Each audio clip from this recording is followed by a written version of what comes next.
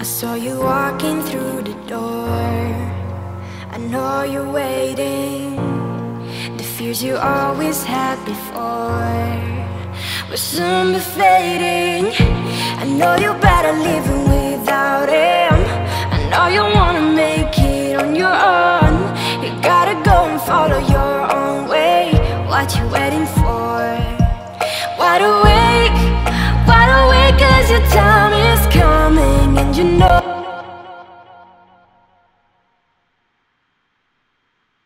What's up? You guys hear me? It says the stream is offline.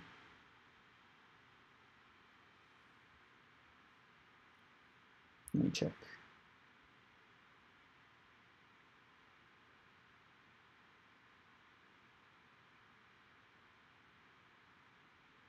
But can you also see the screen?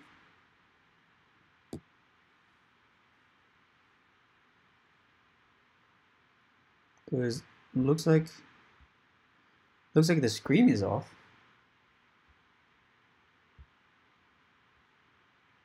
Well, everything here is right.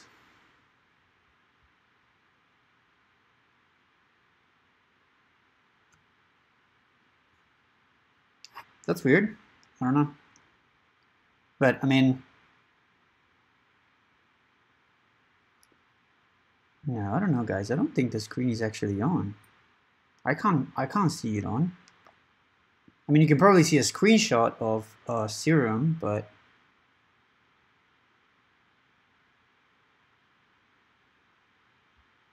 like, hold on. Do you see me moving Serum around right now?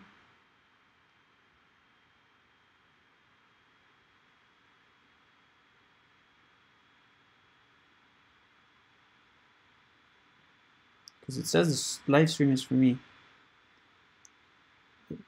Okay, well that's weird. Because on my phone it says that that the streaming is offline. So whatever. That's good. If you guys can see it, that's all it matters. Because I'm doing the streaming, so it doesn't really matter if I'm not seeing the screen.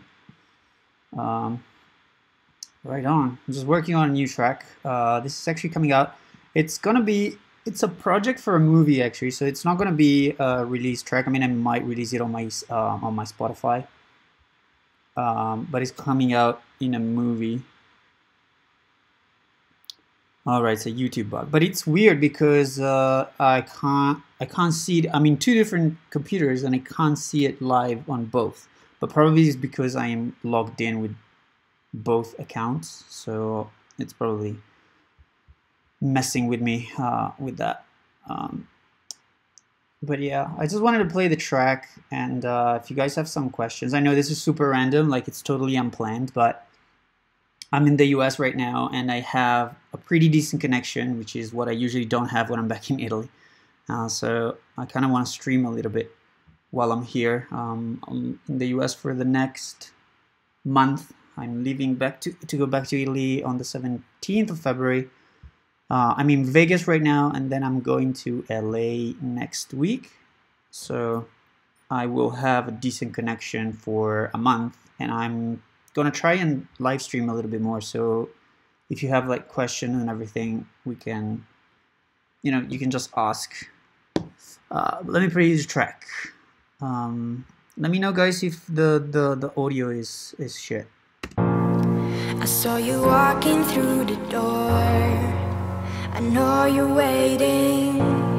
The fears you always had before will soon be fading. I know you're better living without him. I know you wanna make it on your own. You gotta go and follow your own way.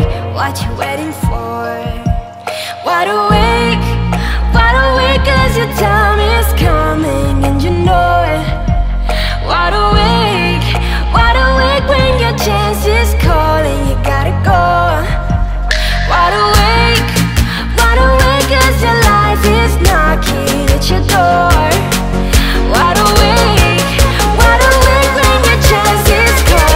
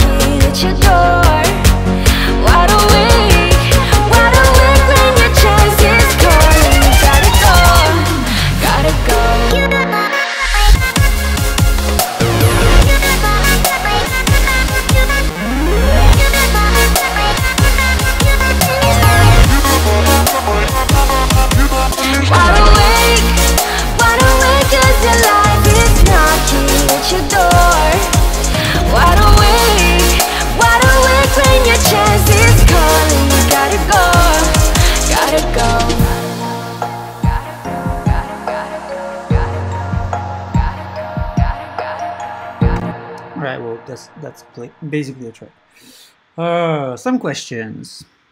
Where are those 808s from? These 808s are from my pack, which is called Destiny. If you go on standalone-music.com, you'll find it. It's called Destiny Drums. Alternatively, you can get them off of Splice. Just look for standalone music on Splice and you will see it. Damn, I need to. Let me give you a link. If you, because if I give you a link, you might be able to get a discount from Splice, but give me a sec. Where is it? I'll just post it down here, so guys, if you wanna.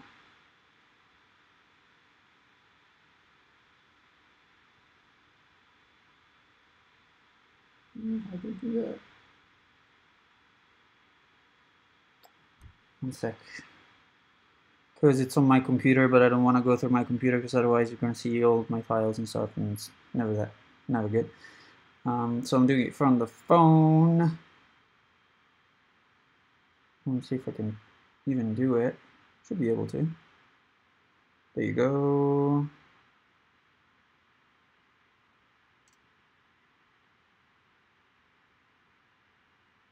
All right. Let's go back to the chat. So I'm working like from the phone and from the computer, so it's super messy. All right, so guys, if you want to try Splice and join it and everything, just use this link that I just dropped in the chat. You should be able to get like a discount or something. And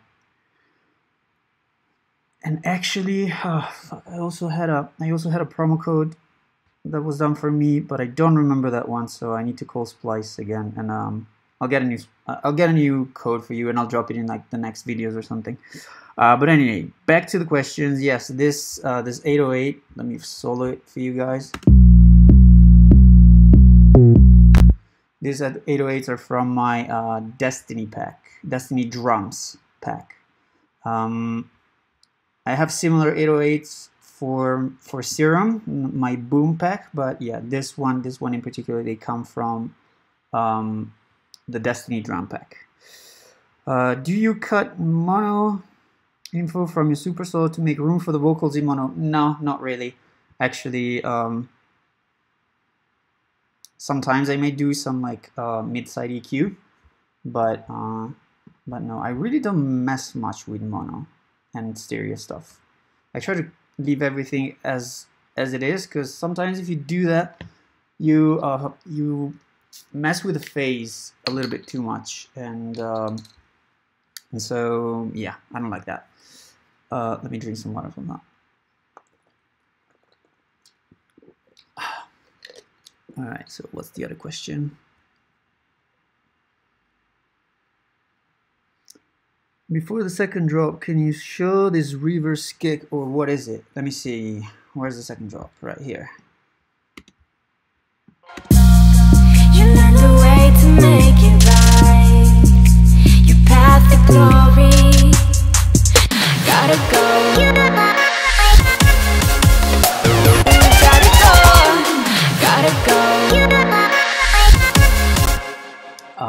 There's no reverse kick. You're probably thinking about this, which is just the chords. Like a straight audio file of the chords, and then I used my Seven Skies Pen transition. It's this chain. I mean, this is like an old version, but there is a chain from my RAKT download, free download, whatever. There's something that does exactly the same thing. There's a dog sleeping behind me, so if you hear like weird noises, that's the dog.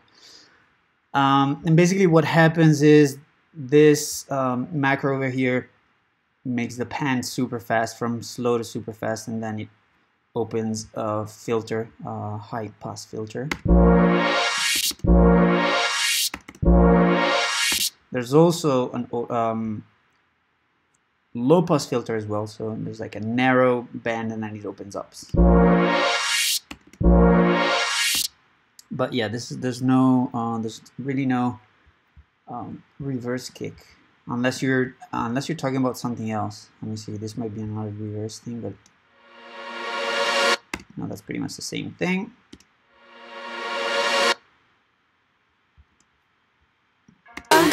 Gotta go.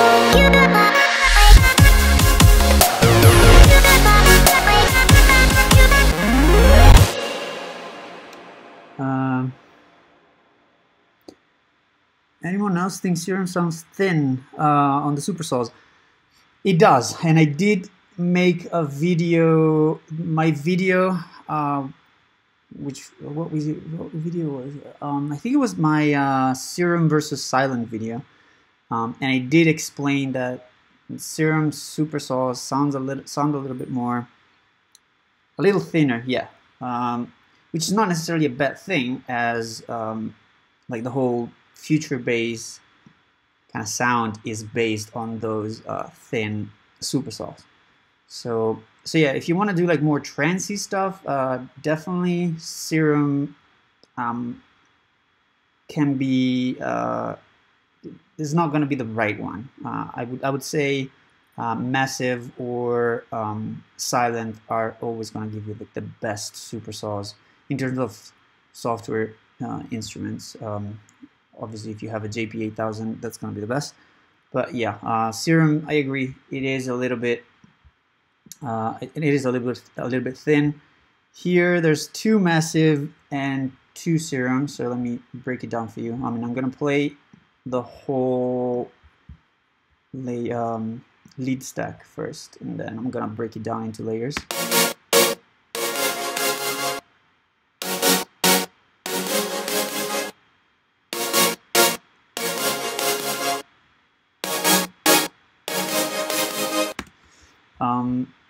I'll explain this in a second if you want to know what is this thing all about.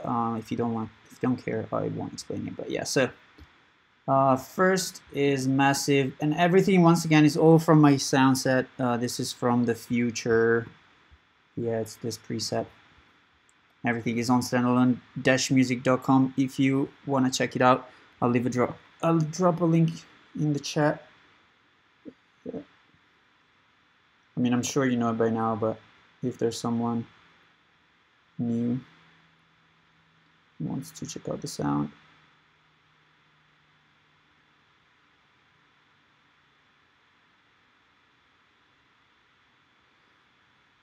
If you want to check out the sound, everything is there. So yeah, this is the first layer.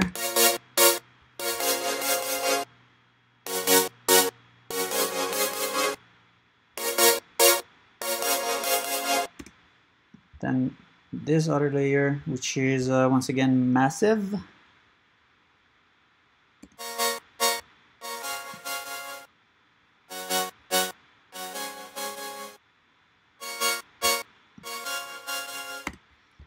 Then we have Serum. Serum is from my sound set, which is called Destiny.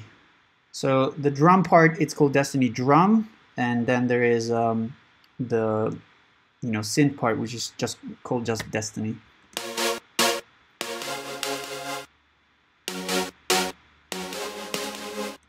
This is definitely more like detuned compared to the other layers.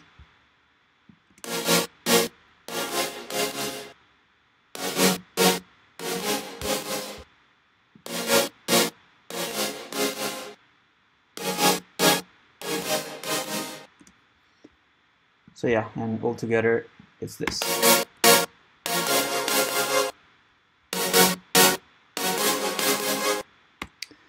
Alright, so let's read some questions. Why did you leave the trance scene? Because it got boring.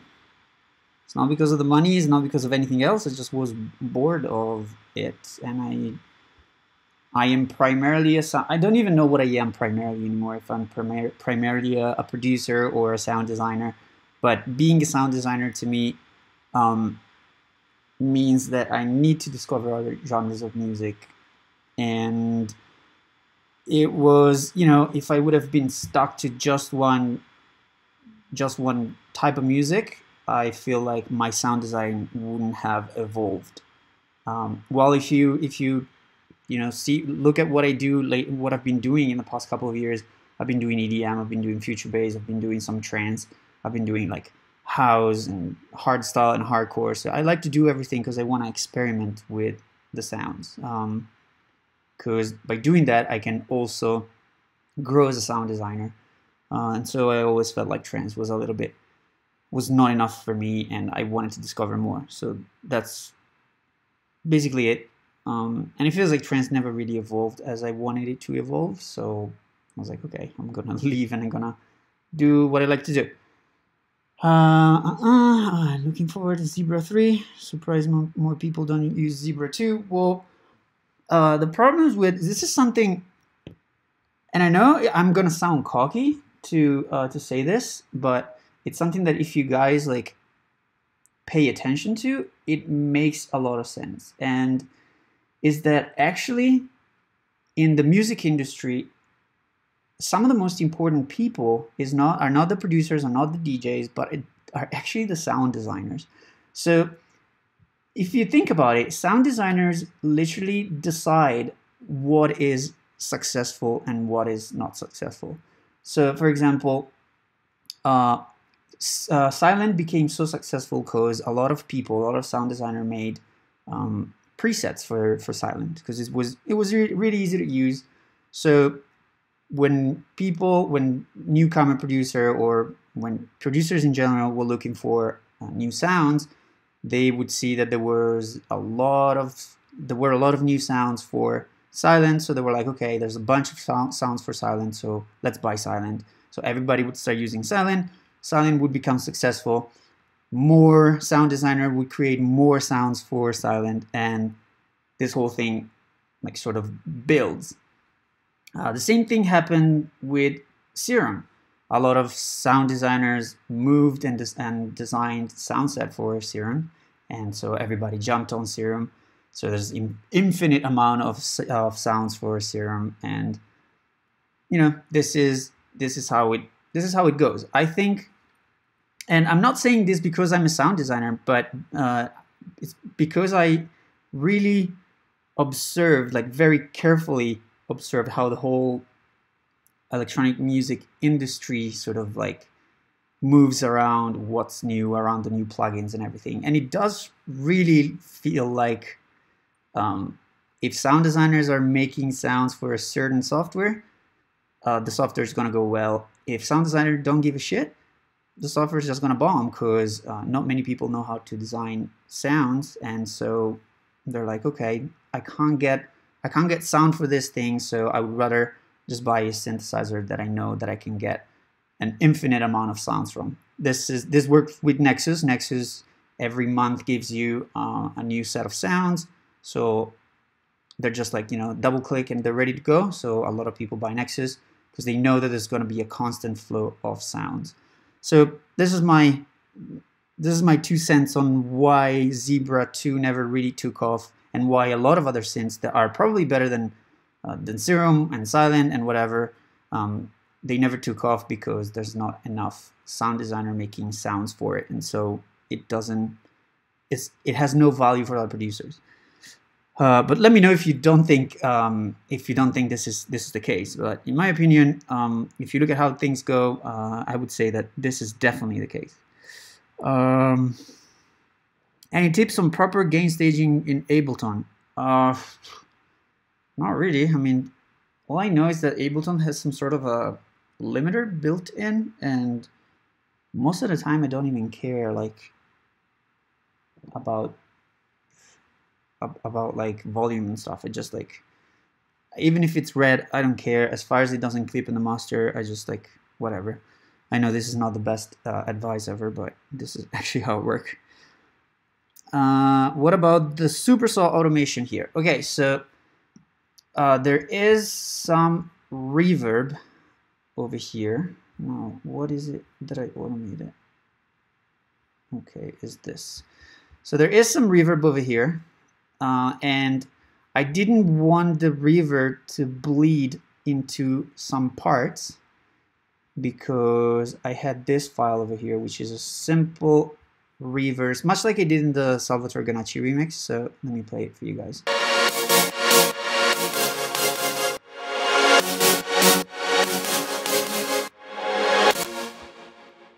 So basically, this file over here is simply the main note ran into a reverb, bounced it, and then reversed it.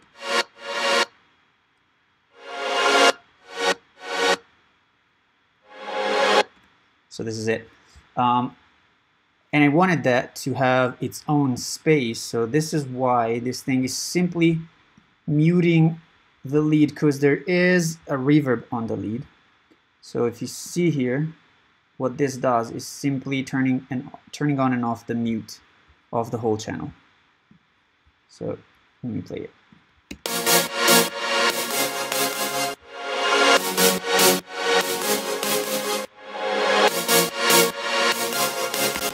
While if I turn off the mute thingy, this is how it sounds. It sounds like a mess.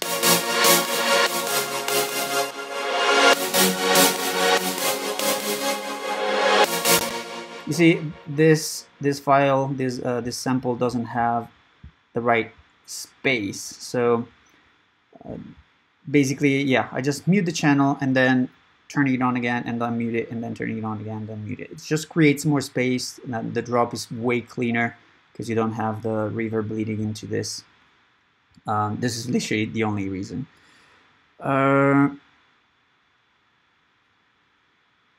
Okay, so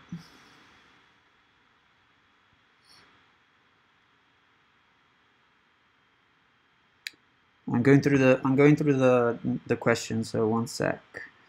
Hackintosh. No, this is the new MacBook. It's the Touch Bar MacBook Pro. I hate it. It's so bad. Don't buy it, guys. Like seriously. I mean, it's powerful because this project is a lot of channel, and I couldn't handle this project on the older computer. This lead part was I had to freeze it, but now it's on and it doesn't even, you know, the computer doesn't even care. But I don't know. I don't really feel the new Touch Bar Mac. Can you give some tips on make good layering? Well, the secret of layering really is trying to figure out what's missing. If you listen to the different layers in this song, especially in the lead, they all play. Obviously, they all play the same chords, but they all have a different sound. So in Massive, the sound is a little bit more in your face and less detuned.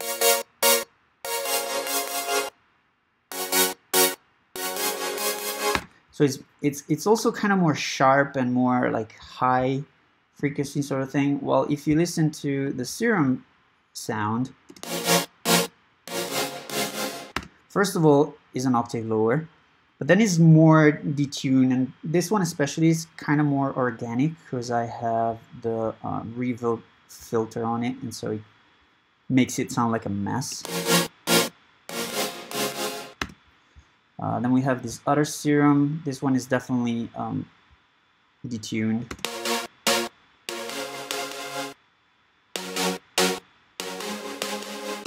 But if you compare it to the first layer, it's an octave lower as well, and the first layer is just so bright and very sharp. But if it would be on its own, it would miss. First of all, it would miss the lower octave because that's where the body is, but it would also miss that kind of like that detuned sound to make it full. Also have the other one. The other layer is super sharp as well and super high and noisy. So the secret of layering It's literally just listen and trying to figure out what's missing, and then basically sort of add more preset and trying to have the presets or I mean preset or sounds or whatever you want to call it, sort of get the best character of every sound that you're layering, and sort of trying to create a thing that just sounds like one big element. For example, the bass. Let me play the bass in solo.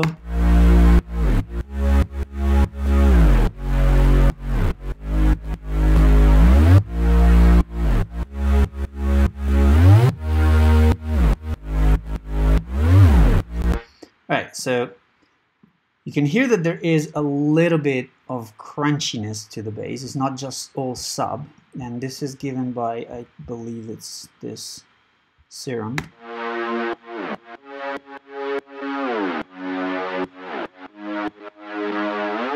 Now this is more of the middly part, and as you can see, I cut out the bass and I cut out all the highs, so it's literally not that much that gets played of the sound. It's just this range of frequencies over here.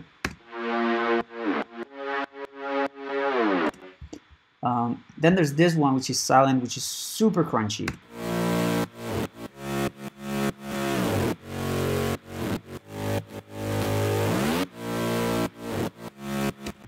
And now we have the high parts, which is done by this this silent layer. We have a more middle part, which is done by this serum. All we need, literally, is a sub, which is done by the operator in live.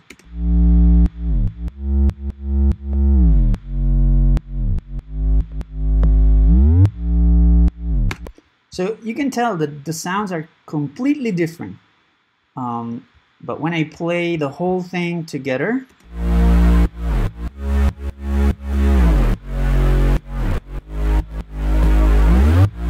it just sounds like a whole thing.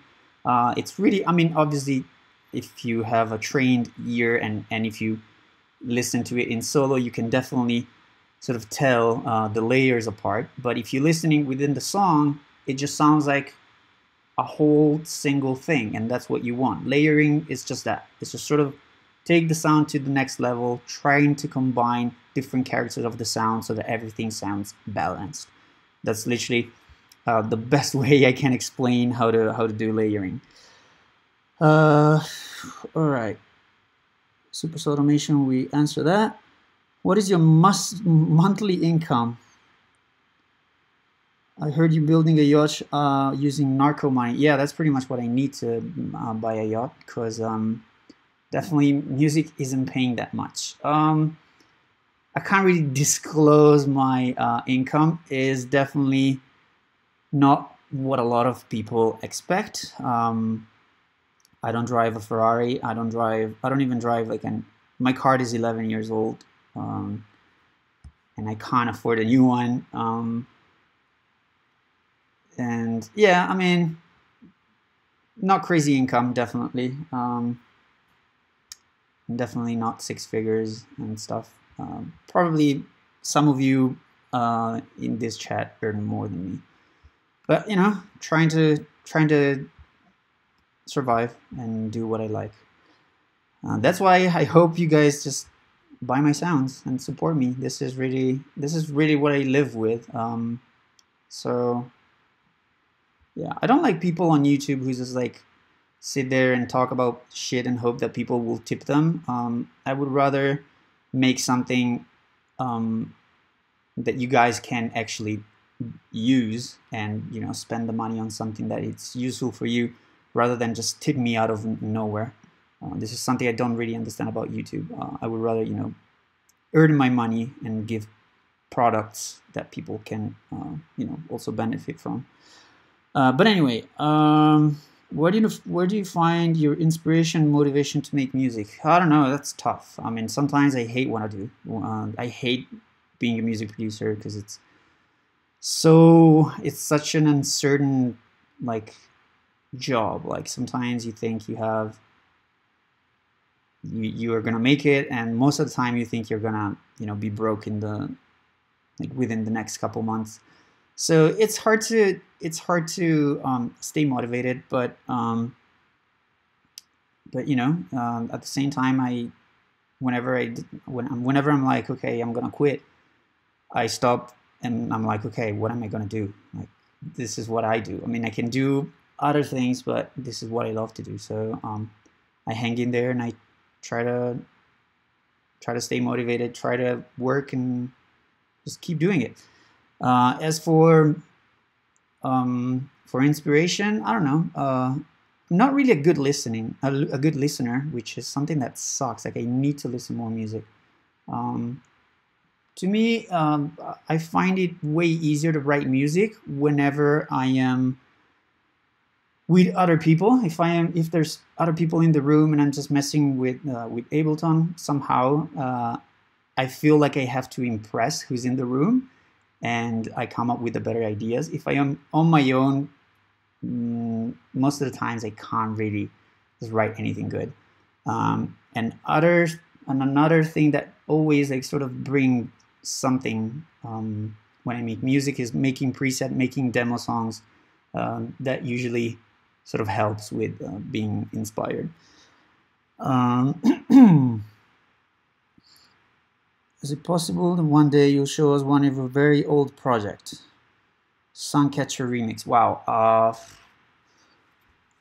It can be done. It would probably miss a lot of elements.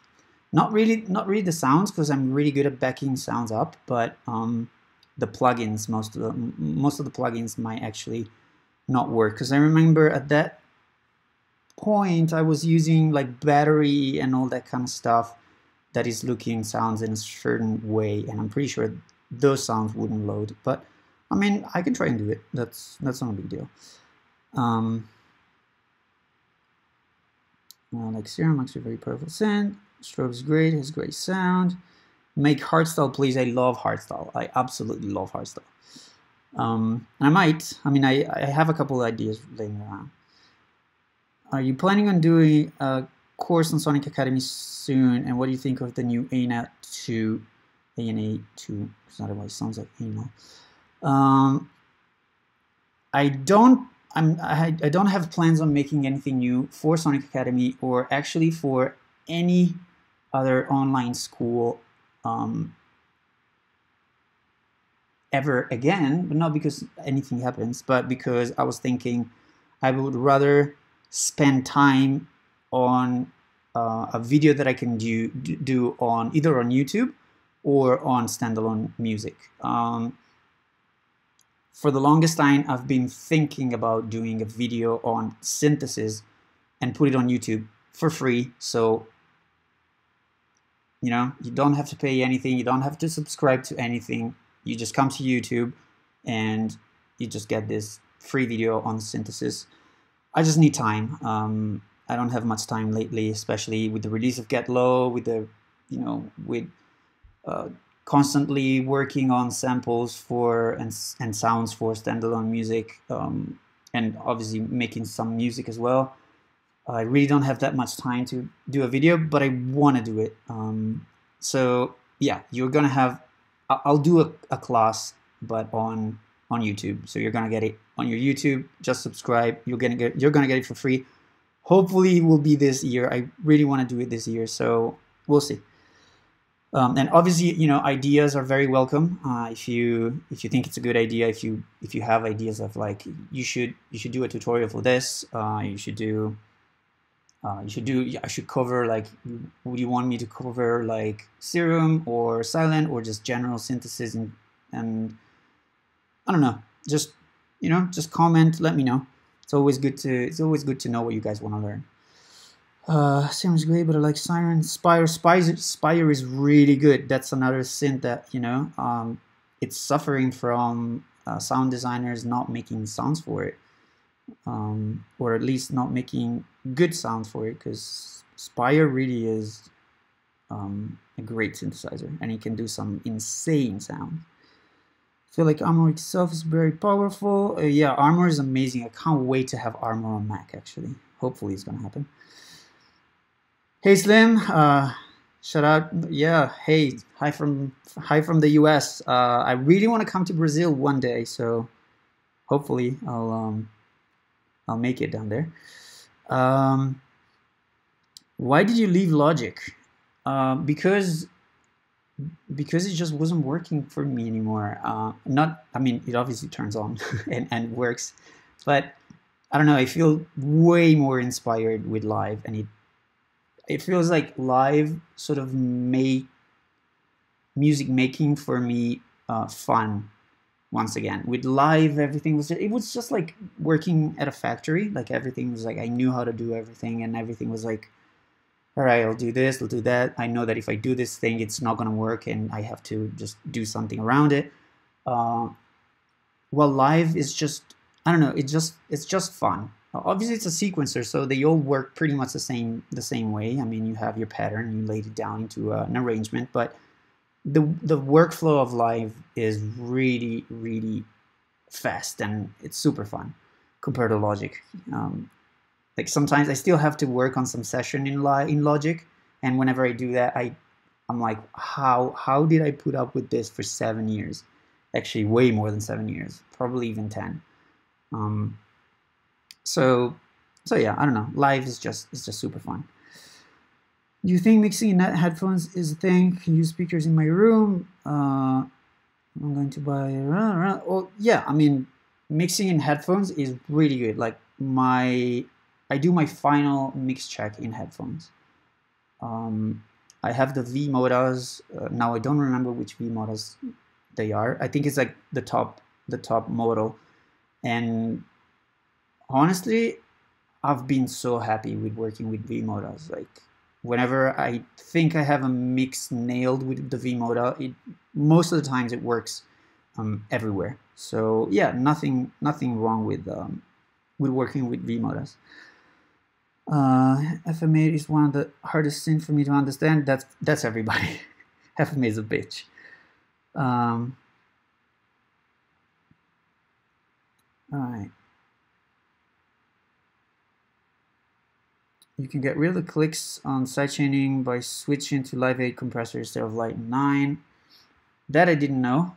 Thank you for the tip. I'm normally not really bothered by the clicks because obviously there's like a lot of stuff on top. So unless it clashes with the kick, I normally don't care. But I'll keep this in mind. Thank you so much. Okay.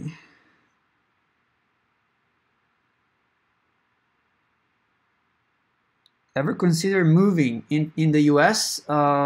Yes. It's just very hard for me to get a visa. I mean, it's not very hard to get a visa. I just don't know how to get a visa because I haven't been touring much, and to get an O1 visa, you need to have tour lined up, and I don't have any, so I'm not going to be able to get the visa. So yeah, it's a pain in the ass because that also led to some sad things in my life that I obviously don't want to talk about, but yeah, I wish I was able to move. But also, it's kind of really hard for me to move here. I'm not entirely sure I can, manage to pay the bills and stuff. In Italy, is a little bit easier because I don't have to pay the rent there. I have a house. Everything's a little cheaper here. I would have to pay rent and everything, and I don't know if I can actually support myself with just music. But I would love to move here, especially Vegas. Even if I don't party, I don't drink, I don't gamble, I don't do anything, but I don't know, I really like the Vegas vibe. Have you tried public beta of Ableton? I'm literally the only person who hasn't got the public beta of Ableton yet. What do you think of Avenger? I absolutely love Avenger. I haven't... Hold on, actually, I need to back up from this statement. I love Avenger sound. I don't like to program that synthesizer. I don't know if you know that I made some sounds for it. I think it was 40 sounds for the factory release, and that thing is powerful and it sounds insane. I love it, but program that thing is a bit of a pain in the ass. It's not as easy as Silent or Serum. So yeah, I want to do like a full sound set for Avenger, because I think it deserves more hype than what it had. But obviously, you know, I've been busy with GETLOW and everything, so I haven't had time to work on it. But the sound of that synth, once again, I think it's amazing. Can you make a start to finish course? I could. I could do that. The thing is, I don't know. Sometimes you don't have the right idea or something. So I think you always have to start from an idea or for something that is like already almost done, or I don't know. I mean, it has to be. You have to have something already, because otherwise, maybe you just like waste time while videoing it. And you know, I already do like long ass videos when I have stuff that it's done. If I don't even have like the right idea, that's gonna take forever. But I could try. Do you remember your tutorial you made 7 years ago? Taught me how to use the reverb the right way. Yeah, I made a couple of reverb tutorial. But yeah, it's been a long time since I've been on YouTube, man. Since 2008, 2009 actually. Ever thought of opening up a Patreon? I would support you. Yeah. I've heard of Patreon. I thought of opening. I thought about opening up a Patreon, but like I said, I feel like, you know, if you really want to support me, you can literally just go get the sounds, and that's literally gonna support me. And it's also gonna make me. It's also gonna make me happier, because I know that at least you are getting something from Patreon. I mean, I know people, like, I know some people that are like throwing money at people on Patreon who just like show you how to, I don't know, some stupid stuff that I'm like, okay, why would you ever want to pay for that? And I'm not talking about like people in the music industry, but even just people like, I don't know, playing video games and all that kind of stuff. I mean, I'm definitely missing something out, but yeah, I don't know. I'm still not ready for Patreon. If you guys suggest that I should open up Patreon, I might do it. I just don't know how to sort of handle the whole thing, and I'm already pretty busy with everything, so I don't know if there's a point. But I'm happy to you know, to just listen what you guys think about it, and I might. What kind of porn do you watch? The one with girls. More than one. All right. Waves or UAD? UAD, but waves H delay 100%, and some other waves like the sound shifter, and I don't know. I do use some waves sometimes. But yeah, UAD, man, they're the shit. The only problem is that you have to have your device with you every time. They released the new one, which is super tiny, but it only has one CPU thingy, so it's pointless for me. Would you upload stems for sushi? I don't think I can do that because the label would probably be pissed at me. I can find out and let you know. You should make a sound set for Zebra 3 when it gets released. I can try if it's not a pain in the ass to program, because I mean, I can program any synthesizer I want, but I also need to enjoy programming synthesizer. So I might. I should do a preset for Bitwig New Phase for instrument. I've actually never seen that. I don't know what that is, so I might look it up. Dune 3 is coming out. Wow, more synths. I still use the good old ES2 sound. ES2 sounds amazing, man. I still love that synthesizer. I can't use it anymore, but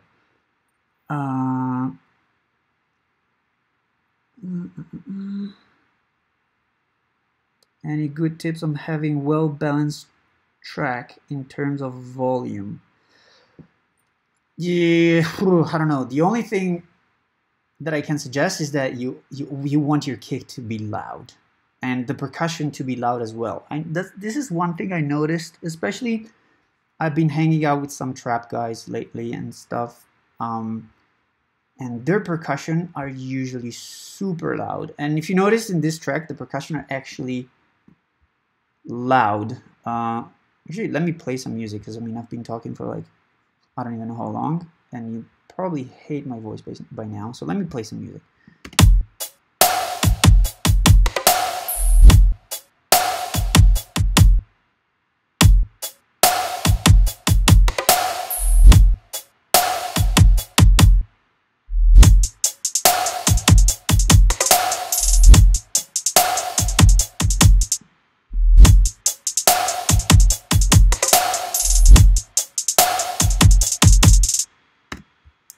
So yeah, if you listen the whole thing in the mix, you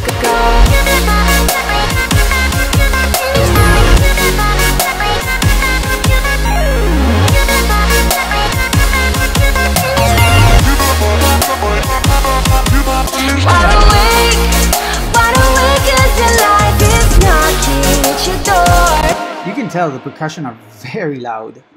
There's like, that snare is like super in your face, and so is the kick, and so are the hi-hats that come in the second part of the drop.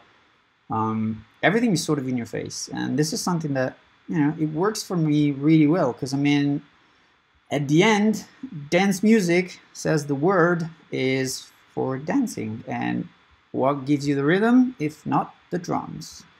So yeah, whenever you're mixing, try to keep your drums a little louder than you normally would.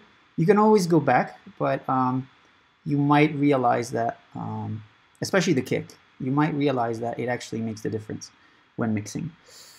Okay, Genelec versus Adam. I really like both. I wanted to buy the A77X because I've been using them a little bit. When I'm with Kashmir, he has the A77X, and every time he plays music and stuff, everything sounds great from those speakers. Although I was thinking about buying the new Genelec, but they are so expensive, so I don't know yet. But they're definitely both very, very, very good. Mac Pro versus Hackintosh. Oh, it's definitely Hackintosh. It's definitely cheaper, but I don't know how that works. I would buy the new freaking iMac Pro. That thing looks like a bomb. My top 5 synthesizer. All right. Well, I mean, you know the answer is Serum, Silent. What else? Spire, obviously. Then Avenger. Yeah, I would definitely put Avenger up there. And that's 4. I've been kind of using. I mean, GETLOW. GETLOW is my favorite synthesizer. Obviously, it's a sampler, so it doesn't count. I really like the new Yuhi. What's it called? Repro 5. The Repro 5 is dope. It's really good. I mean, yeah. No, I really like that synth. So I would say those 5. Skrillex or Deadmau5? Skrillex, 100%. Audi or BMW? Audi for sure. I never like BMWs. 15 channel, please. Can you show this thing? What's this? What's 15 channel? Let me know and I can show you. 8-inch monitor versus 5-inch in a medium size and treated room. I don't know where I am right now. I actually have this Rocket 6 and it has a 5 inches speaker thingy, and holy crap, like there's so much bass, and the room it is untreated, so the smaller one might actually work. Do you like strobe VST? Of course I like strobe VST. I made like my older tracks were all with strobe, but the first one, not the second one. The second one was good, but I don't know. I never got into it. AC Milan or Inter? I'm really not a football or soccer fan, but I used to root for Inter. When your remix of Can't Stop the Sweat will get released, it actually got released, but it wasn't a remix. I did this thing with Steve Aoki and Gatorade and Spotify, which we basically created some music to work out, which was like, it was like a big project, and that track was used there. So if you go on my Spotify, I forgot what the name of the song is. One sec. Let me bring up Spotify.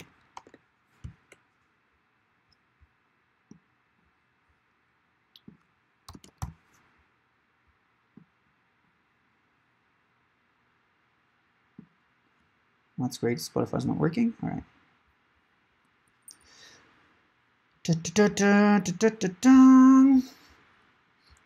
There you go.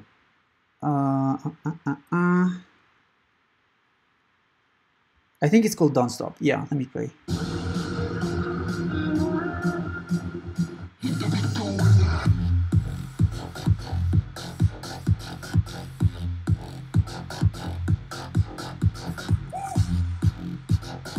Yeah, that's the one.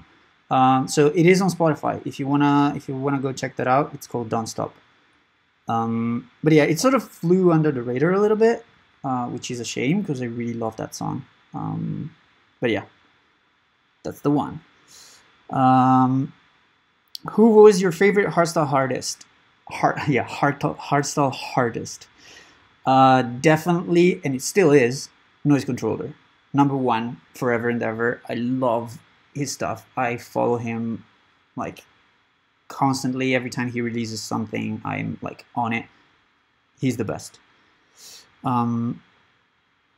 What EDM artist has the best mixing in your opinion? I'm gonna go. I really like how Kashmir stuff sounds. Really like how Kashmir stuff sounds. I mean, obviously Axel Ingrosso, but I'm pretty sure that has some third-party mixing, but that one is insane. Kashmir is really good. The bass that he has is so big. I just love it.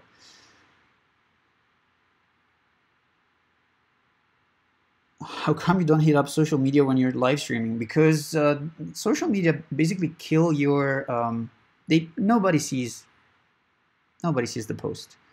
I mean, yeah, maybe like 5 more people would see the live streams, but I don't know. And today, like, it was super random. I was just sitting here. I was like, yeah, you know what? I have a decent connection now. I should live stream. I was testing. This is like a test, because the previous live stream that I did like a month ago, the audio was completely fucked up. So I was fixing the audio, and I was like, okay, I should live stream. And yeah, this is why it happened. It wasn't really planned. Do you master your own tracks? I do. And I actually want to start a mastering service on standalone-music.com. It's not ready yet because I need to see if I have time to do it. But I was thinking of doing a mastering service there as well. Talking about stereo image, what's the main advice you can tell? So like I said, I don't think my stereo image is particularly good, or I don't think I'm particularly great at it. But I'll show you what I use. This is what I usually use on my master. I mean, right now there's no master going on, but I use this plugin, and what I do is I turn the mono maker to like around 120 hertz. What's that gonna do is that it's gonna force everything that is below 120 hertz to be mono.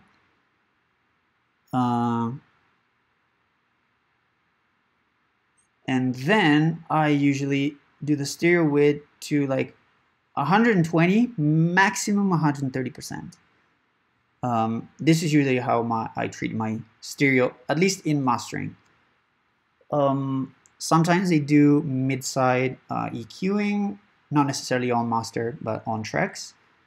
Another thing that I found out working really well sometimes is swapping the phase, like inverting the phase. That works really well for bass. If they cancel each other, if something is like too stereo and like messes things up, if you invert the phase, sometimes they actually work. But yeah, this is actually it. And then, you know, it's just panning things left and right. I don't think here I'm panning anything. No. This massive though might have, the sound in massive might have, yeah, no, this is just delay. I do use like the you know, the classic trick that everybody uses, which is use a simple delay, and you delay the first, like either the left or the right channel by like a few milliseconds, and that makes the sound wider.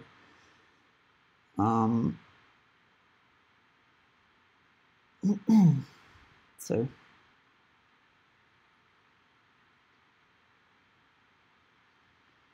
alright, so reading the other question. One sec, I need to get the dog, because the dog is like being silly right now. Yo, come here. What are you doing?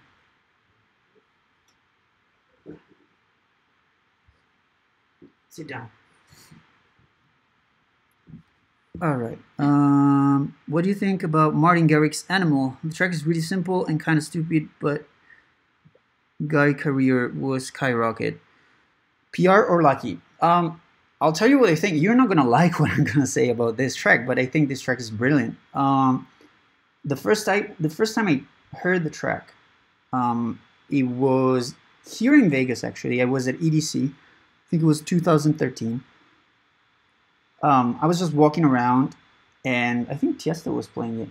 And the moment that song came on, I stopped and I was like, "Holy shit! What is this? This is amazing." It's obviously not like, I don't know how to explain. It's obviously not like the most musical song that's been released in the past few years. Obviously, it's not. It's a festival song. It's an EDM song. But the way it worked, the element that it had, everything was just great. Of course, there was a good PR behind it.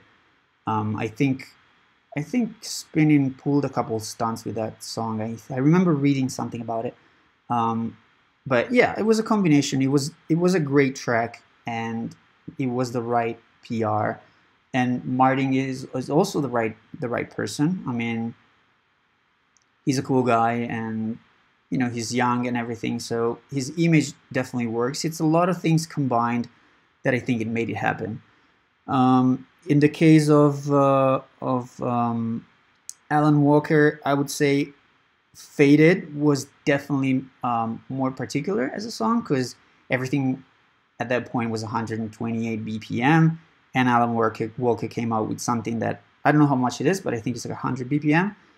So that one was like, okay, everybody's doing this, and this guy did something completely different, and musically was really good as well. So that one I can see being more of like a better music, a better reason for a track to be a hit, because the music was actually really good. And like I said, I mean, Animals was really good as well music wise, but it was obviously more party, while Faded is more of a song.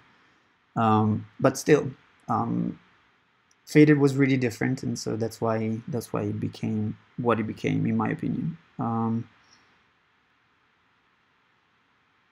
What are you doing for your drums these days? Still using Simple or Drums Rack? No, if you look at these drums over here, they're all single notes. I think the only one that is not single notes is like is the hi-hat. Oops, which is this. which is what is it, simpler or sampler? I always forget. I think this is simpler. No, this is sampler. But yeah, most of the times I just do like single wave files, as you can see. Just put stuff in there. And that's a Logic thing. I've been like so used to do that in Logic that I keep doing it in live. But I know I should use a simpler or sampler, because if I want to switch, the sample is way easier. But it works for me.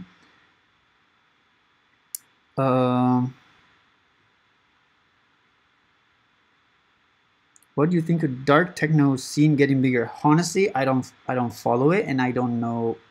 I didn't know it was getting bigger, and I don't know anything about it. But I mean, I don't hate on stuff, or I don't particularly care if something is getting bigger. As far as it's good, as far as it makes people happy, I think everybody deserves to be mainstream, even if everybody wants to be underground. Everybody deserves to have the attention of the masses, especially if people enjoy it. There's no reason why something should be underground. If more people enjoy it, more people will listen to it. The artists are hopefully gonna make more money, and they're gonna be able to keep doing what they love. And yeah, I mean, yeah, I get it. The scene gets more corrupted and everything, and it's all about money and yada yada yada. But I don't know. You have to think about the fact that it's good that something new is brought to the table every time.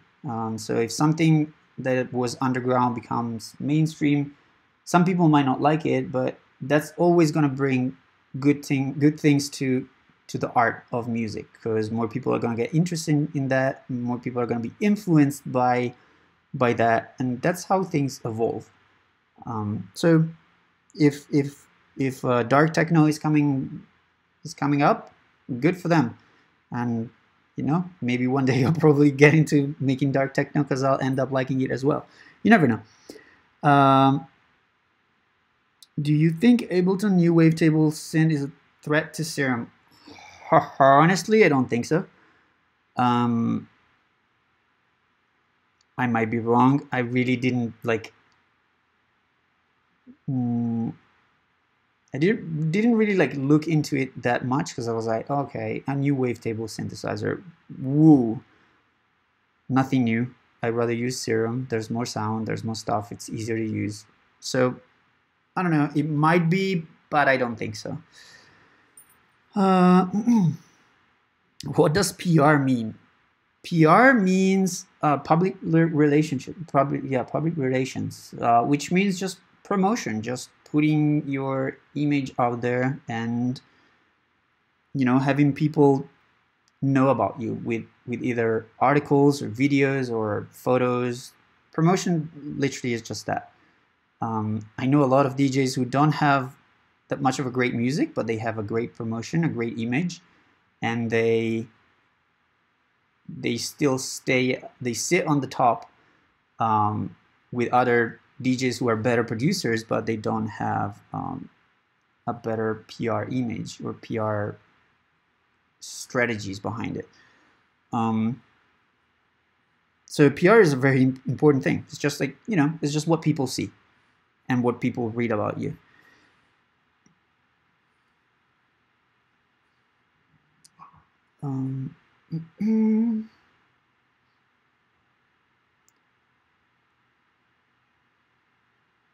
Top 5 favorite analog emulating synths.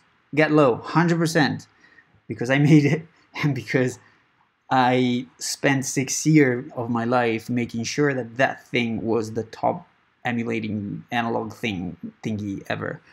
Then the Repro 5, like I was saying, that one is insane. I don't know. I don't really think that there's other. I can't really think of any other. I mean, the Arturia stuff. I still like the Mini Moog from Arturia. That they changed it, but I still have like they were giving out a free version of it, and I still use that one. It's called, what is it called? One second, let me bring it up. Come on, buddy, stop licking your balls. The dog here is like going crazy licking his balls. You might hear him like going at it. Sorry if you do. Mini Moog Arturia, Mini Moog V original. Yeah, that's the one. And yeah, this one. I still really like this one. But you can't find it. You can't buy it. Because Arturia changed some stuff. I don't know what they did, but yeah, this is an old version. And I know it's been discontinued.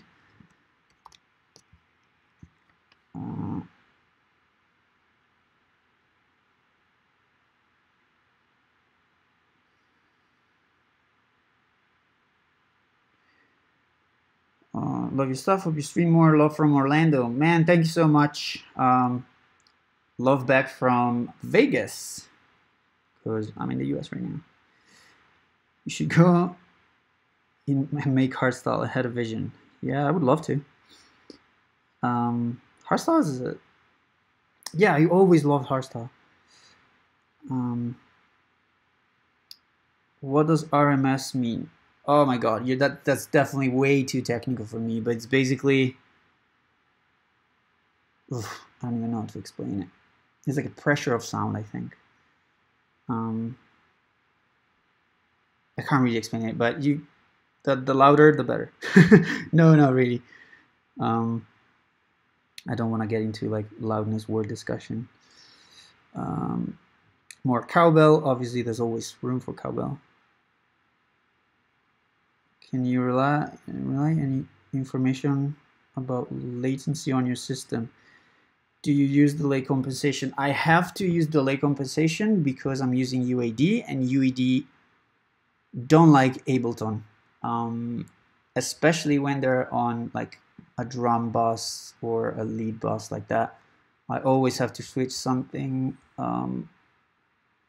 unless I keep the UAD as last plugin, like in this case. But if not, it messes things up, and like every time I use LFO tool, everything is off and stuff. So yeah, I hope they'll fix it. I hope Ableton 10 will fix this whole latency issue, because this is one of the things that I hate about live. But other than that, yeah, what I usually do when I have to nail, like, especially when I sidechain with LFO tool or something, I create like a ghost track with a kick, and I make sure that I shift the phase with LFO tool until it's like completely muting the kick, or at least the attack of the kick, and then I know that that's the right compensation with the delay. But it is annoying. It is really annoying. Teach us how to create cowbells. It's just search for it on Splice or any library in the world that you probably have it.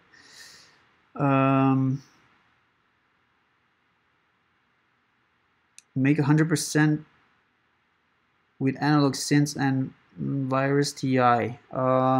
This one has Virus TI, I think. I'm pretty sure. Yeah, this one has a Virus TI, which is the same preset that I use in my Salvatore Ganacci remix. Is the same preset that I use in all my tracks for this kind of sound.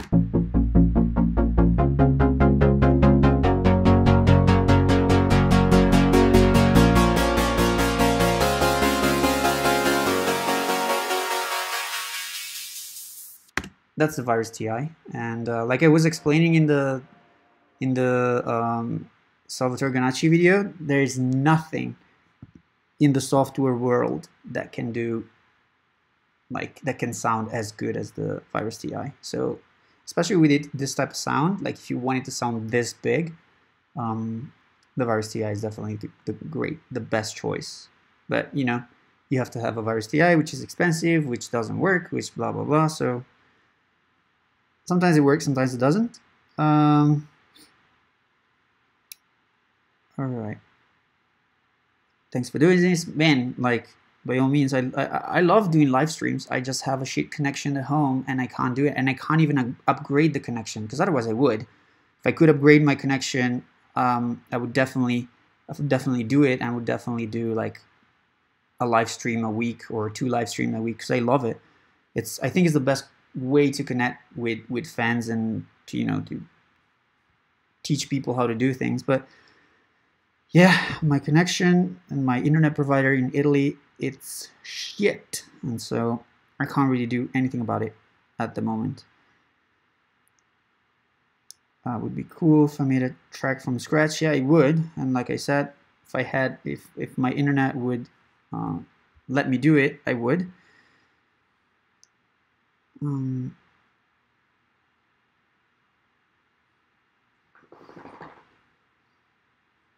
Could you make a contact library based on JP8000? I was working on it, but then so GETLOW was supposed to be split in 3 parts. That was supposed to be the bass part, and then the lead part, and then the pad part. But then GETLOW became so big that it sort of became one thing on its own. So basically, sorry, there was supposed to be GETLOW,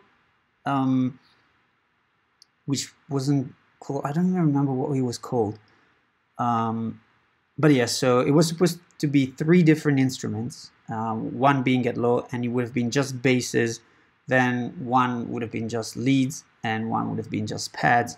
And obviously the pad one would have been like JP8000, and the lead one would have been all virus sounds.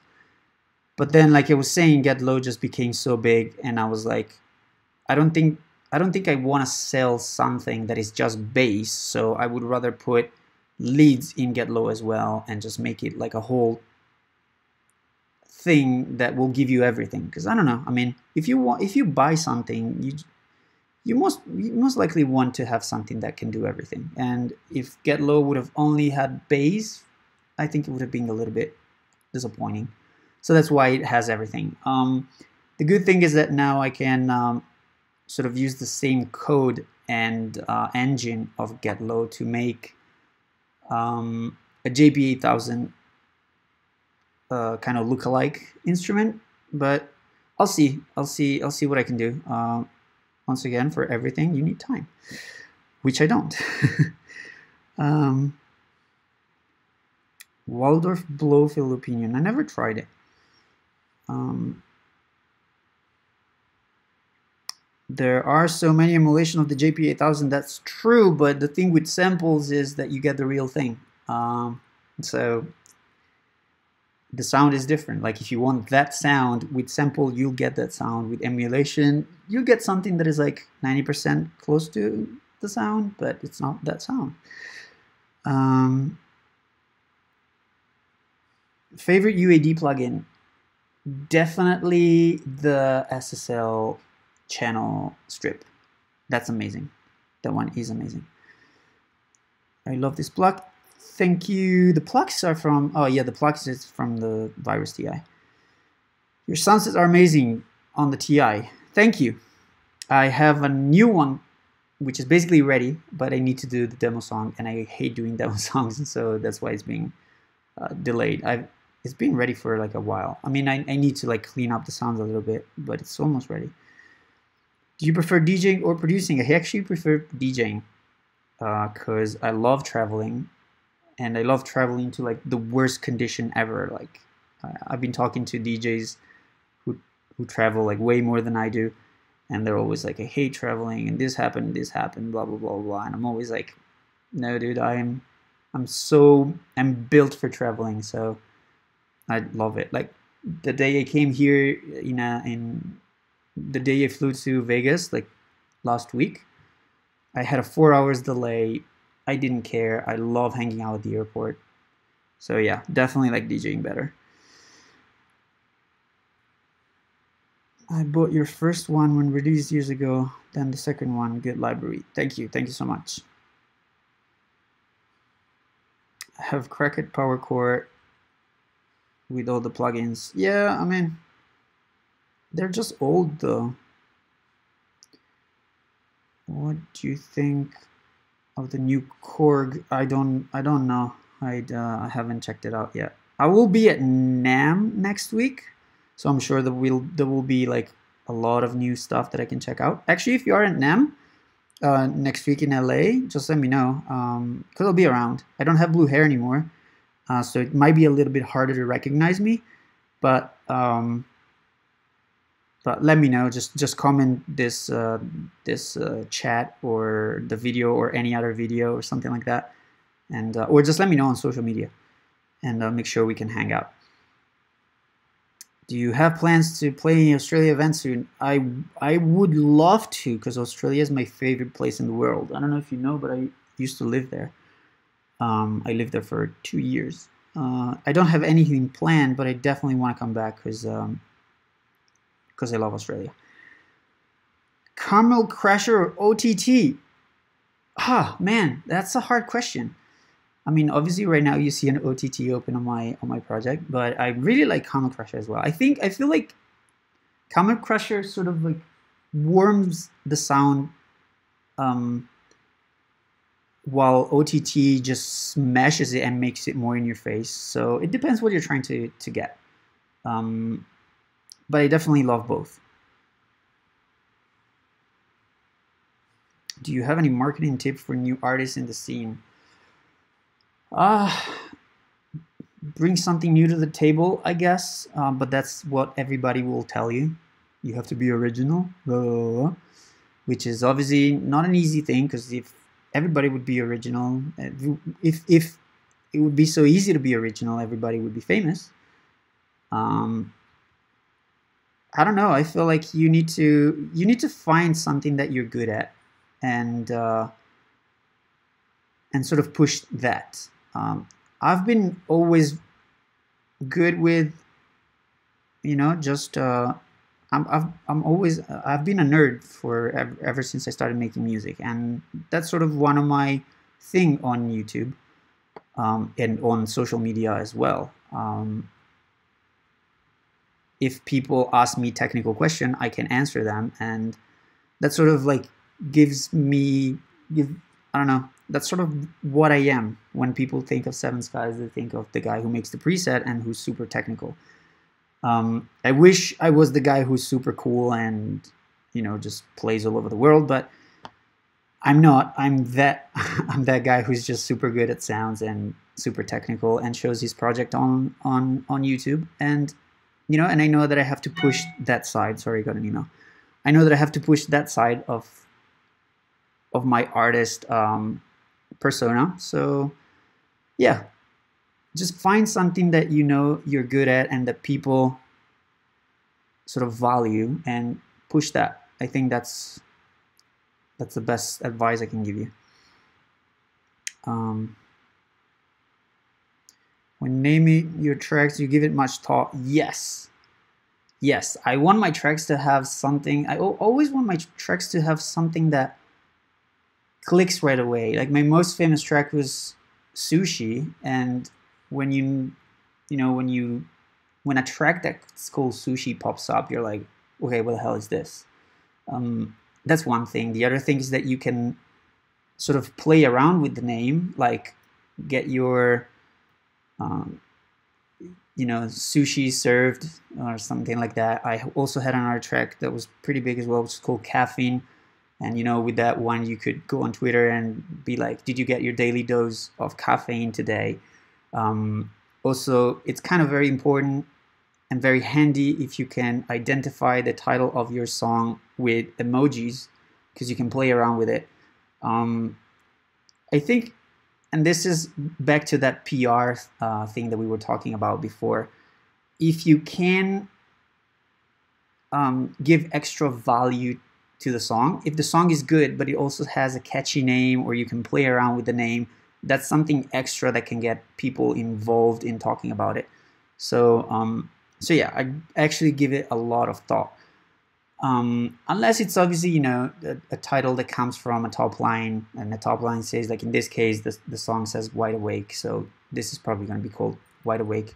The project here is called City Lights because that's initially what I wanted it to be. I already had like part of the text part of the lyrics written, and it said City Light, but then we changed the lyrics and it says Wide Awake.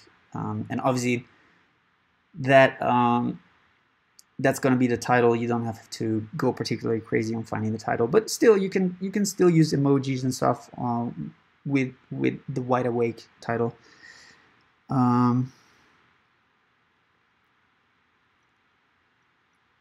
Can you play the track really quickly? I got here too late. Absolutely. I've been talking for way too long, so I'm gonna take a break and I'm gonna play the song again. I saw you walking through the door. I know you're waiting.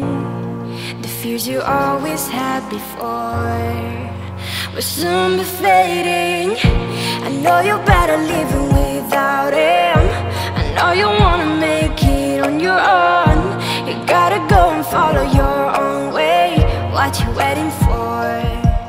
Wide awake, 'cause your time is coming and you know it. Wide awake when your chance is calling. You gotta go. Wide awake 'cause your life is knocking at your door. Wide awake when your chance is calling. You gotta go, gotta go.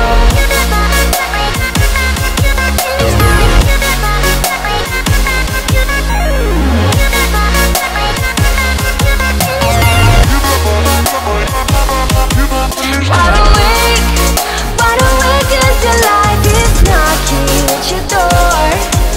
Wide awake when your chance is calling. You gotta go, gotta go. You learn the way to make it right. Your path to glory, no matter what you left behind. So have no worries. I know you're better living without him. I know you wanna make it on your own. You gotta go and follow your own way. What you waiting for? Wide awake 'cause your time is coming and you know it. Wide awake when your chance is calling. You gotta go. Wide awake 'cause your life is knocking at your door. Wide awake when your chance is calling. You gotta go, gotta go.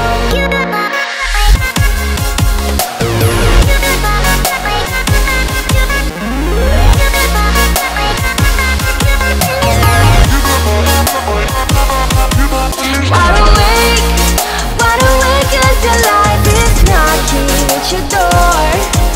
Wide awake when your chance is calling. You gotta go, gotta go.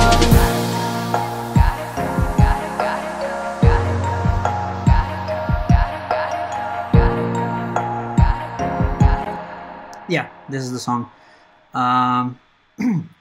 Ooh, that was good. I got to clear my vocal cords for a little bit because I talked so long. Can you show your vocal processing chain in your project? Actually, I have a good news for you guys. I mean, I don't know exactly when I'm going to release this, and the good news is only for people in Ableton Live. But you know how I released the RAKs for FXs, which is called RAKT. If you're new here, just check out my check out standalone-music.com, and you'll see in the menu there's a menu that says RAKT, and you'll find everything about it. But it's basically like free RAKs that do like useful effects. And I've been doing the equivalent of RAKT, but for mixing instead of effects and stuff. This is actually what I've been working on, which is actually, let me duplicate this so I can mess with it. It's basically a RAK that works for vocals.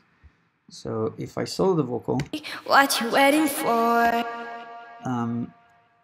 This RAK will basically give you some macros that can be very useful for your vocal. And so if I bypass it.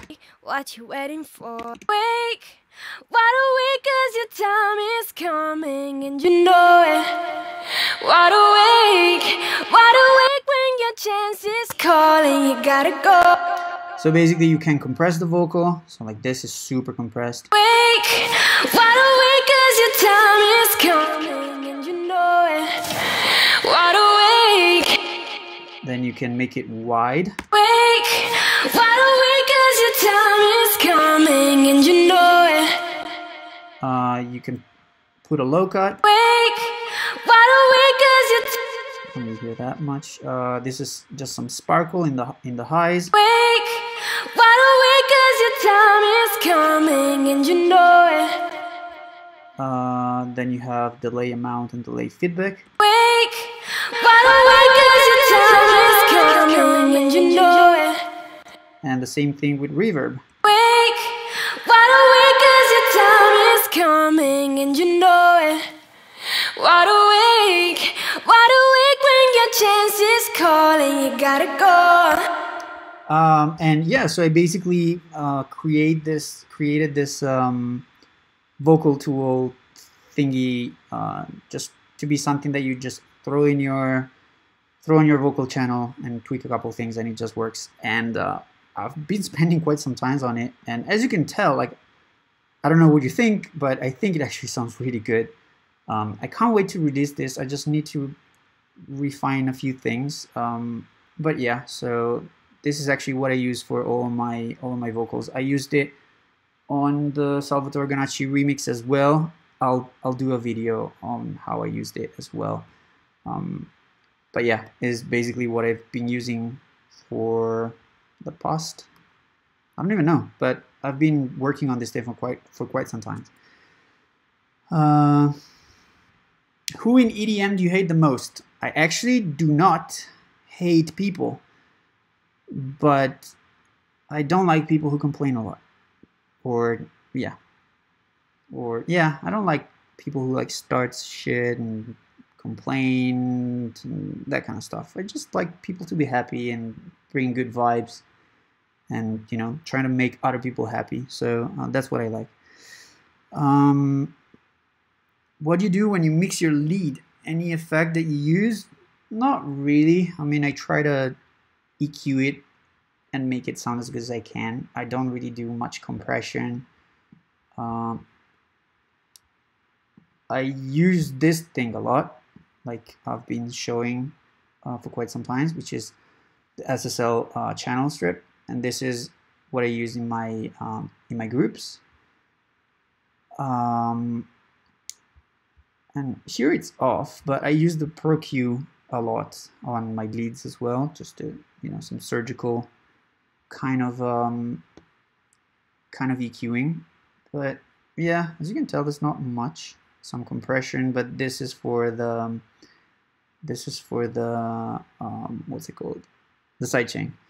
And then more EQ, then one knob. I think this is just like sidechain, so I could have used LFO tool. Do you use the CLA for vocals? I used it a couple times, but now I just use my chain because I think it works great.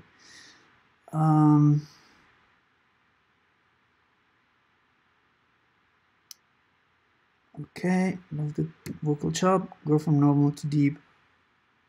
The vocal chop, I haven't actually showed this once. The vocal chop are this. Got it.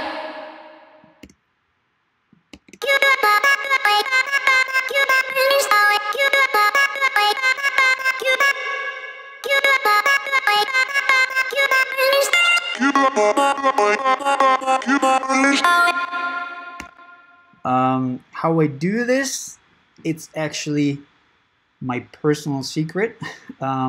These vocal chops are different from the Salvatore Ganacci ones. This is the same concept that I used on the track with Borges and Neon Hitch that was released a while ago. And since I have my Spotify up here, I can show you what I mean.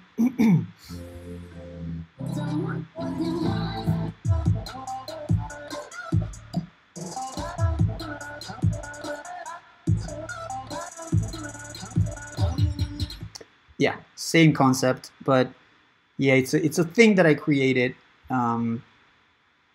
with Contact that works really, really well, but it takes so long to set up.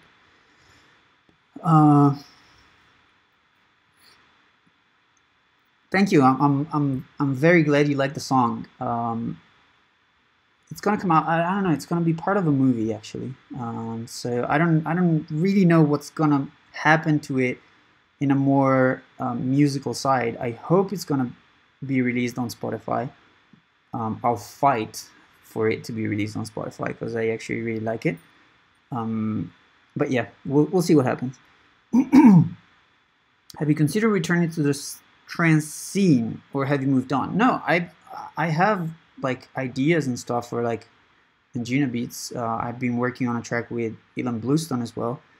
So like I said, I don't hate trance or anything. I just got a little bit bored of it, and I felt like I needed to evolve and change my sound, and also grow as a sound designer. But yeah, no, I don't hate trance. I actually still really like it. Would you ever do a start to finish video with only Ableton built-in plugins? Oh, that would be quite a challenge. I don't know. I might. Nah, but actually no, because I need these synthesizers. You're my dream color, bro. Never know.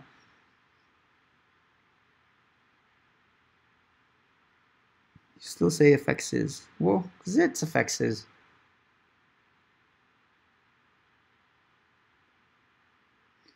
My RAKs are actually free. If you go on standalone-music.com, they're free. You don't have to buy them. This is one of the many reasons I love Ableton. Yes, it's amazing. Who's the vocalist you use? It's an Italian girl. Honestly, I don't know her. My friend did the top line and got the singer. So I don't know who the girl is. On your track on the drop, I noticed the volume is cutting up and down on the source like a compressor smashing. Then to me it takes away from the drop. I don't know what you mean. Whoa, what the fuck? Something just.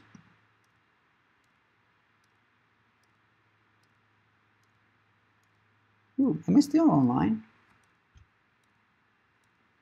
Something just popped.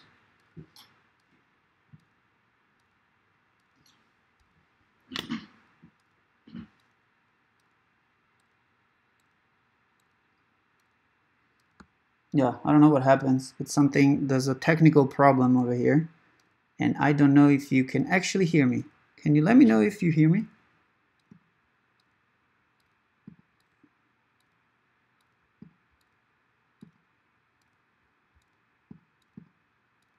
No, you cannot.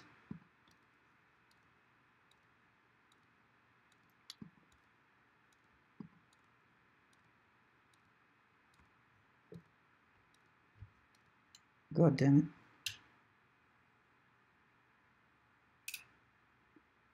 All right. I don't know what happened, but there was like a giant pop. And everything sort of like turn off.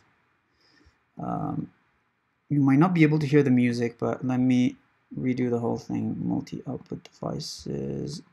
All right. All right, everything should be back to normal. Okay, that was scary. All right, my girlfriend is wondering, is your papa husky? It's not a husky. It's not a husky. It's not my puppy. It's a French bulldog, I think. You're a French bulldog? Yeah, you're ugly. You're a French bulldog. You find yourself using mid-side EQ a lot? Not really. Not much at all. How long did this project take to make from scratch? Well, not much, because once again, this project is actually a demo song for my Destiny Drums demo song. I think I used it. I don't remember, but I think I used it. And so I was just doing like I was just putting down beats to sort of demonstrate how to use the drums, and then I put down some chords because otherwise, you know, only drums would have been boring, and then I put out a piano because otherwise a drop without a breakdown would have been boring, and then I made the song, and I think I think it took 2 days, the whole song. I've been insanely fast, which normally doesn't really happen. I mean, I'm fast if I don't particularly care about the song. Like I said, this was supposed to be just a demo song, pretty much the same story as the Salvatore Ganacci remix. And so I'm like, I have a different approach on the music if I know that it's something that is not particularly important. But then all of a sudden I was like, okay, wow, this song is actually pretty cool. I should actually make it into turning into an actual song and not just a demo song. So yeah, but it was like, I think just a couple days. You love GETLOW. I'm so happy. Could you make a track from scratch using nothing but GETLOW? I actually did. And I've been posting little snippets of that song here and there. The thing is, once again, that song, I wanted it to be just a demo song, but then it became something super nice, and now I'm trying to sign it with some labels. So I'll see what happens, because I showed it to people and everybody like absolutely loves that song, and I love it as well. I don't know, it has this beat that is so nasty. But yeah, I did a song that is just GETLOW, literally only GETLOW. As soon as I know what happens with it, I'll publish it. I'll do a video about it. For now, I can't because I don't want to compromise a release, a possible release. But yes, there is something.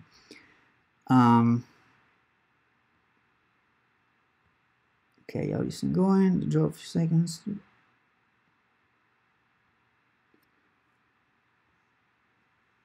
That moment. Can hear you fine. Okay, that was still that part.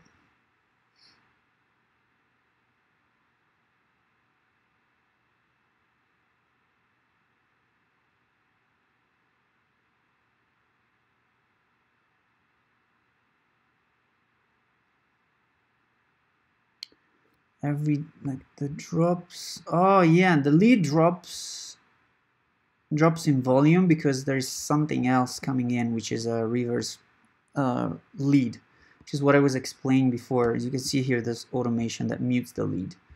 So this is what happens. This is the lead.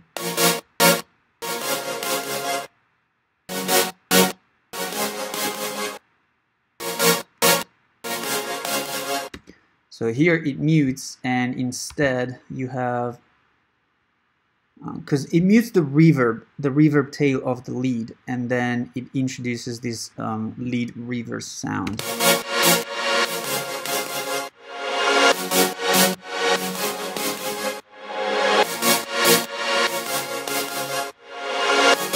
This is why you feel like it's going down in volume, but it's actually just a completely different sound. It's just to sort of make the lead breathe a little bit.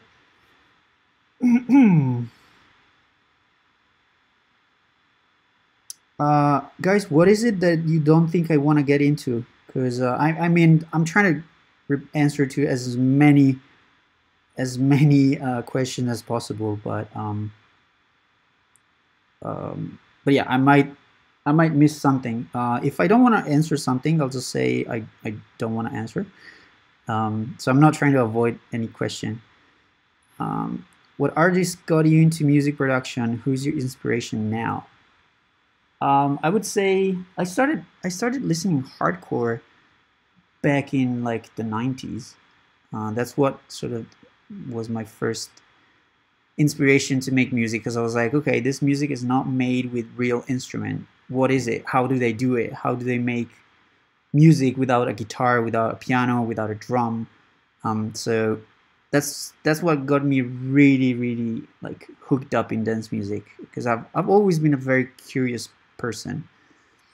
Then the Prodigy came along, and I was like, okay, even this music, like there's something, there's no instrument, like what is going on? And then slowly I found out about, you know, electric music, electronic music, sorry, and drum machines and synthesizer and stuff, and so that's how I started. Initially it was hardcore, then was the Prodigy.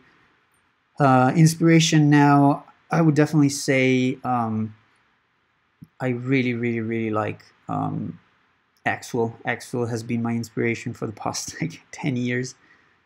I think he's the most amazing producer. Niles Kashmir is definitely a big inspiration for me, a good friend, but I really respect what he does. Yeah, there's other people in the music industry that you know, they're more like sort of behind the scene that I respect so much and that I work with like pretty much every day. And yeah, they are my inspiration. My friends are my inspiration, actually. It's because I know them. It's because I know how much effort they put in their music. It's because we help each other, because they help me. So yeah, I don't. Beside Axwell, my friends are my inspirations. What do you think about making different styles as one brand? Maybe audience would be a little confused about it. I make different styles. Like I have a couple tracks coming out that are very like sort of melodic EDM, kind of like Kashmir style.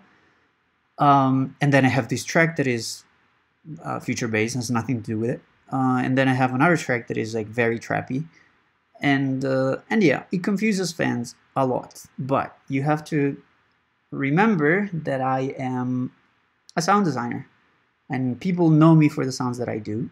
And so if people are like, whoa, you don't have a style, I can always get back to them and be like, yeah, that's true, but I make sounds for every producer that wants to make music. And I don't want to, I was saying this before, I don't want to narrow down my experience, because that would take a toll on my sound design, and obviously I wouldn't be able to provide sounds for everybody. Well, if I keep making different music, it's gonna be confusing for fan, but it's gonna be better for producer and for my sounds. So you lose some, you win some. I guess that's how you put it up. Yo, Michael, what's up? Michael Faze, super talented guys right here.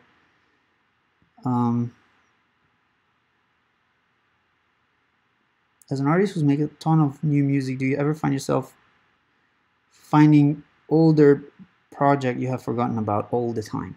Like literally all the time. Caffeine, my song on my first song on Anjuna Beats, Caffeine was 2 years old when I produced it. I mean, I wrote the melody and then I was like, okay, this is a cool melody, and then 2 years after I actually work on it. Loving the stream, chill vibe. It's 1 a.m. here in Brazil. Damn. Yeah, I love it too. I should have turned on the front camera, because I feel like it's kind of awkward to just have like a project open and hear my voice, but I'll do it next time. I kind of look like a mess right now anyway.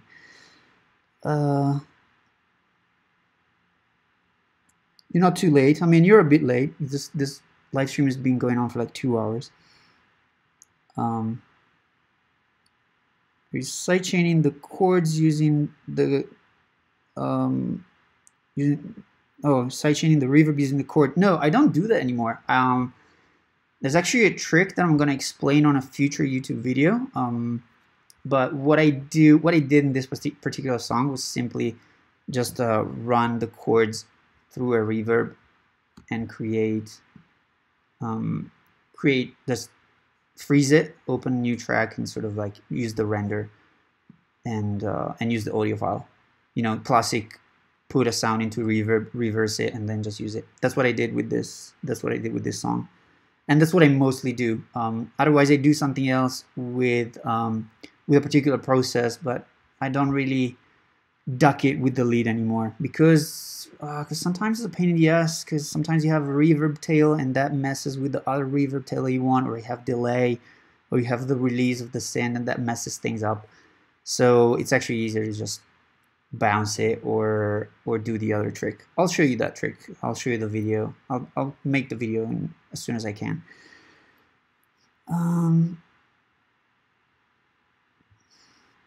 GETLOW is just awesome. You're so right. No, seriously, I'm stoked that you like it.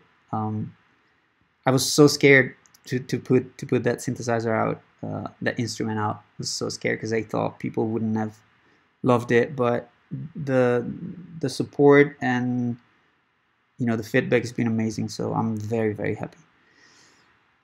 Can you play the lead in context with the mix? It gets pushed down when the saws are playing. Well, yeah, that's because of the sidechain. So if I play the drums and the lead at the same time,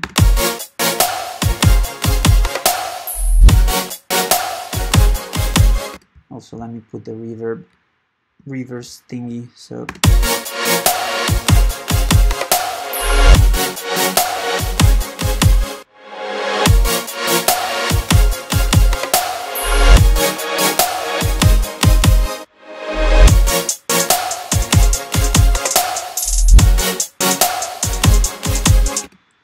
it does drop the volume, but that's because it's sidechained.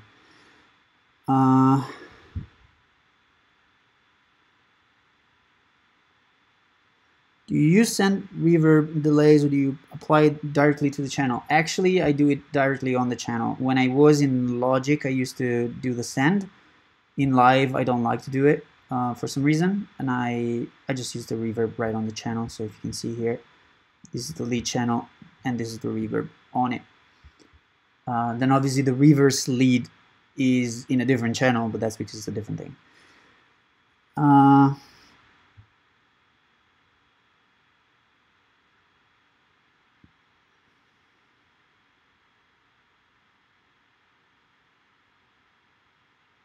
No, I know I can have the webcam together, but I don't want to turn on OBS and have like the screen that goes infinite because it's streaming the stream and yada yada. I'll just set it up next time. And like I said, I kind of like look like a mess right now anyway. Yeah, I'm using OBS, of course.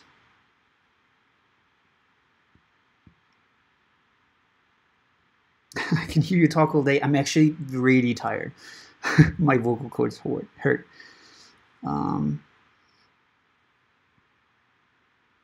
Do you think it's easier or harder for people to make it this day with social media? That's the thing. It was harder back in the day. It was hard because it was hard to be noticed. It was hard to have a professional studio because you needed a lot of money to make music. But because of the fact that it was that hard, only a few people could do it, and so it was easier to break into the scene because obviously there wasn't that many people that could afford it. Nowadays, everybody can afford it, and everybody can have an audience, have fans, everybody can show their music, but obviously there's more people, so it's harder to get noticed. So it feels like we're still in the same situation. It's just that the coin flipped. Before it was harder to do and be noticed now, and so it was easy. Sorry, before it was harder to do things and put your name out there, but once you did that, it was easier to be noticed. Now it's easier to put your name out there and to produce, but it's obviously harder to be noticed. So I guess it's a combination of luck and talent. Obviously, when there's talent, things are a little easier, but I know a lot of people with a lot of talent that didn't make it as big as other people. So it's a combination of things. Good PR, good presence on social media, good music, don't know. I don't think there's a formula for it, because otherwise everybody would use it and it would work for everybody. So it's literally just do your own thing and hope for the best. All right, James. Good night. Thank you for being with us. I'm probably gonna kill the live stream soon, but you know, I'm enjoying this, so I kind of want to keep going. In the context of the whole mix, something doesn't sound right. And it's not, the song is not finished. I still have to mix it and master it. So it might be that.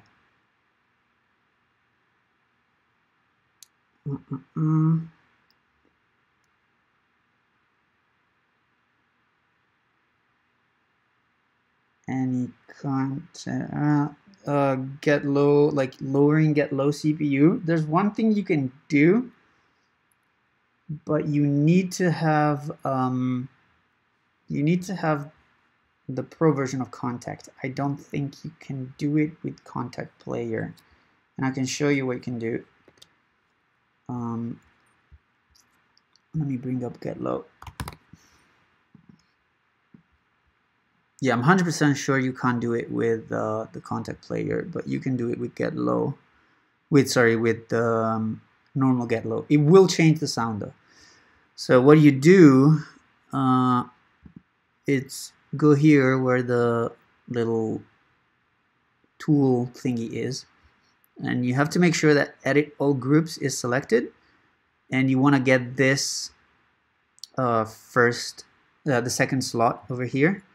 Double click on it, and then from here low pass, and then just do I think this is low pass 4, so SVLP4. This is what you want to do. This is gonna change the filter algorithm. It's not gonna sound as good as the other filter, but it's gonna save CPU. What I did was like trying to compromise as much as I could between good sound and CPU, but obviously Contact is pretty heavy. So yeah, this is the best thing you can do. Once again, you can only do it with the Pro Contact. I don't think you can do it with Contact Player. What's on your master channel? There's nothing on my master channel right now. This, but I opened this just to show things to people. So that normally wasn't on my master channel. And then I have invisible limiter just to make it louder and to limit. But this is not a master track. So the master chain will be completely different.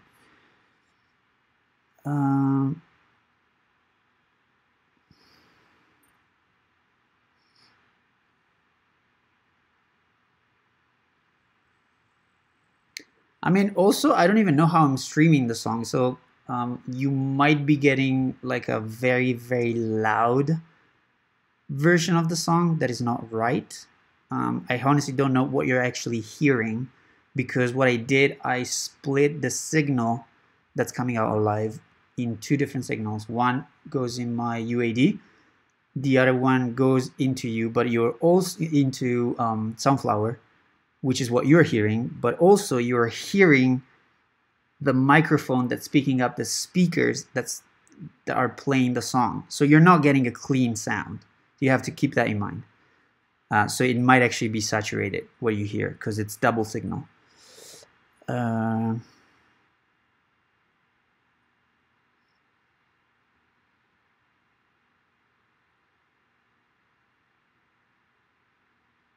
No, I don't mind. Of course, I'm open to feedback and stuff, but yeah, I just remember that what you hear also has what I hear picked up from the microphone. So yeah, that 100% doesn't give you the right experience with the song.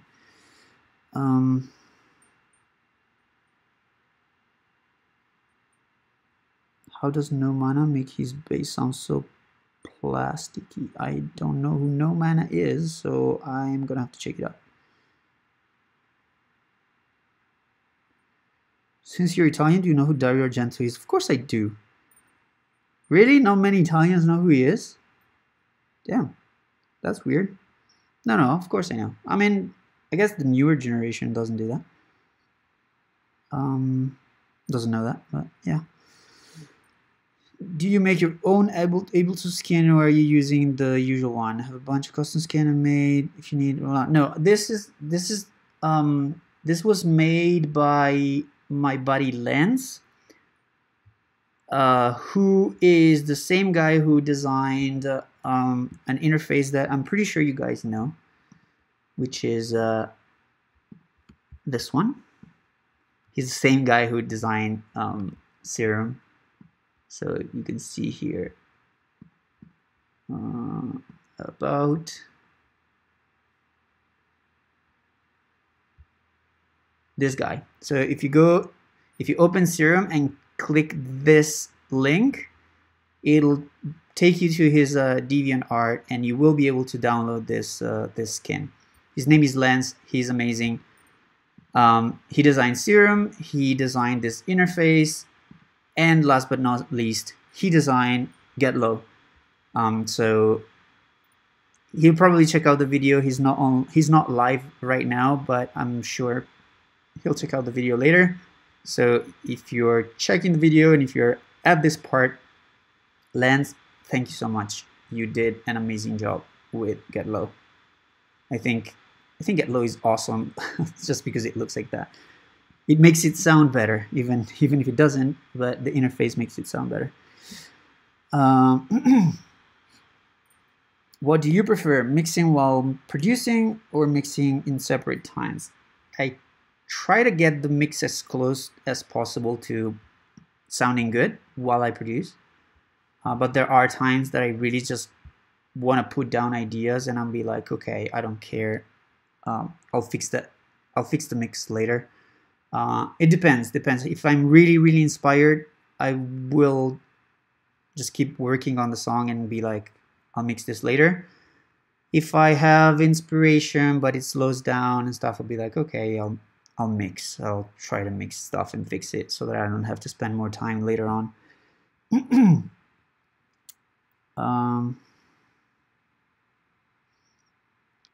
Yeah, the name of the skin is Ableton Live by Pure AV. So go to look and feel. No, actually it's called LT, which is Lance Thackeray, which is his name. I don't know if he changed it on the DeviantArt download, but yeah, this is what I have.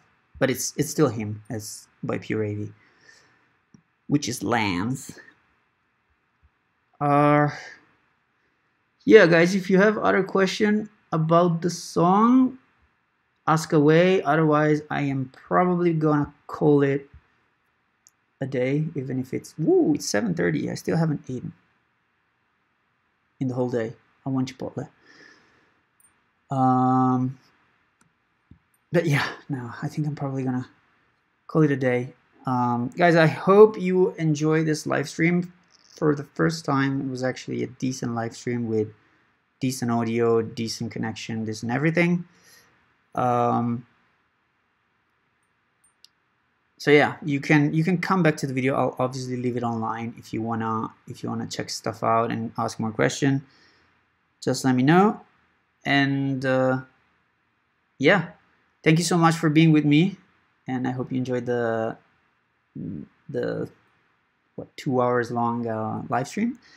And from me, David, Seven Skies. Bye bye. See ya.